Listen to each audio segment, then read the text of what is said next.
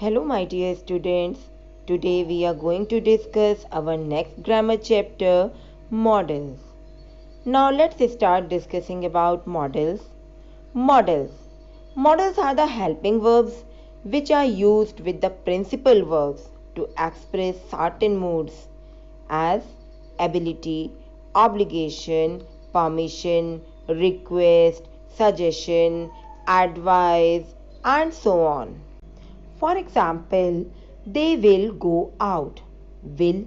Will is used to show future tense. They may go out. May is used for the possibility. They can go out. Can is used for the permission. They should go out. Should is used for advice. Now, my dear students, let's discuss how do we use models.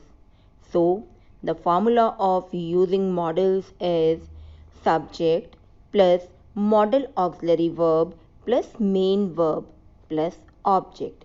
As you can see here in the example, Mary could play piano. We are using Mary as a subject. Afterwards, we are using the modal auxiliary verb could, and then we are using verb play. One more thing I want to tell you, my dear students, that modal auxiliary do not need any of the auxiliary verb with it. One more thing I want to tell you, my dear students, that with modal auxiliary verb, we always use basic form, or you can say the first form of our main verb. As you can see here in the example, in all the examples, we are using first form of our main verb. Now, as I told you that we use first form of the verb with modal auxiliary. One more thing I want to tell you, my dear students, that we cannot use s while using our verb with singulars, or we cannot use do or don't, does or doesn't in the question or the negative form of the sentence. As you can see here in the example, he can ski, but we can't use he can skis. Would you like to do your work? We cannot use here do you would like to do your work. The next point I want to explain to you all is that with modal auxiliary we cannot use ing form of the base verb, or we cannot use infinitives with it. We use infinitive but without to, or you can say bare infinitive. As you can see here in the example, she must study. We can't use here she must studying. Ing form can't use. We also can't use she must to study, because we can't use infinitive with to. We have to use bare infinitive without to. So the correct sentence is she must study. Here we are having the list of modal verbs, and the modal verbs are can, could, may, might, will, would, shall, should, ought to, and must. Modals have different uses. Now we are going to discuss its different uses in the sentence. Now let's start with our modal verb can. My dear students, can is used to show the ability to do something in the present. For example, Alia can speak English. Here, can is used to show the ability in the present tense.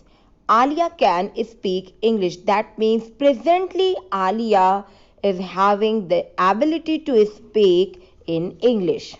Our next modal verb is could.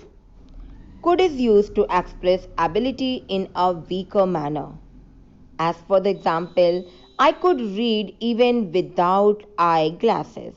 So, in this sentence, the weaker ability of mine is here explained, that I could read without sunglasses. My dear student, could is also used to show the past tense of the ability of the person. Now come to the modal verb may. May is used to indicate permission, wish, or possibility. Now come to the example. It may rain today. Here may is used to show the possibility to rain today. We are showing with the help of may the possibility of rain today. As I told you that may is also used for asking permission. As the example is given, ma'am, may I go out? Here what we find that the person is asking permission to go out. Now come to the modal verb might. Might is used to show possibility, but the less possibility. As I told you previously that may is used to show the possibility. So what about the might? Might is also used for showing possibility but in a less possible way. For example, it might rain today. Here what we find the possibility is showing but in a less possible way. Now let's move towards the modal verb must. My dear students, must is used to show force or necessity and express advice or the recommendation.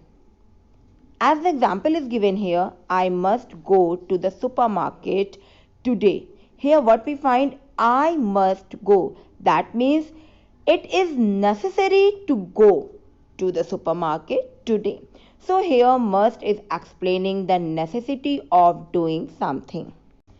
As I told you that must is also used for expressing advice. As you can see here in the example, you must see the doctor for you to be sure about your condition. You can find out that someone is giving advice here to see the doctor. So it is clear that must is used to show the necessity of doing something as well as for giving advice. Now our next modal verb is will. As I told you, my dear student, previously in the verb chapter, that will is used as the future helping verb. So, my dear student, will is used to make a prediction and it is also used to show the request. Now, come to the example. I will be rich. Here what we find that the prediction is given that one day I will be rich. As I told you that will is also used to show respect. You can see here in the example, will you get my purse on my table please? So what we find that somebody is requesting to get purse on the table. Now it's time to discuss next modal verb would. Would is the past tense of will and it is also used to make a request. As you can see here in the example, would you mind if I join you? So what we find that somebody is making a request but in the past tense. Now come to the modal verb shall. My dear students, shall is used for advice or suggestion. As the example is given, shall we dance?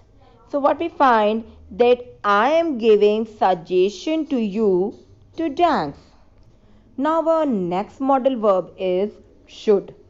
Should is used to express condition, probability or the duty or the necessity. As here in the example, students should attend classes regularly. I think now it's clear to you that here should is used to express the duty of the student, that it is the duty of the student to attend classes regularly. Now come to the next modal verb ought to. My dear students, ought to is used to advise or make recommendation. It also used to express assumption, expectation or the strong possibility. In other words, you can say that ought to is used to express the moral duty of someone. Now come to the example. She ought to stop eating red meat. So here the recommendation is expressed that she should not eat red meat. In the same way, As I told you that it is used to express moral duty. So for the example, we ought to love our country. So it is our moral duty to love our country. So here ought to is used to express the moral duty. Now at last have a quick revision of models. So models are the helping verbs which express the mood or manner of the action. Action means verb of the subject. Modal verbs are used to express the ability, possibility, permission, obligation, and so on. Can is used for ability and request. Could is used for ability in the past tense, suggestion, and the future possibility. Now it's time to may and might. May is used to express permission or the future possibility. And my dear students, might is used for the same, but in a weaker way. It shows the less possibility of something. Now come to shall and should. Shall is used for offer or the suggestion, and should is used for the advice, or you can say the uncertain prediction. Now come to will and would. Will is used to show the willingness or the prediction that is certain. Come to the would. Would is used for request. Must is used to show the necessity or the obligation. And as I told you, ought to is used to show the duty or the moral obligation. That is called the moral duty of someone. Now in this way, it's the end of all, and thank you and have a nice day.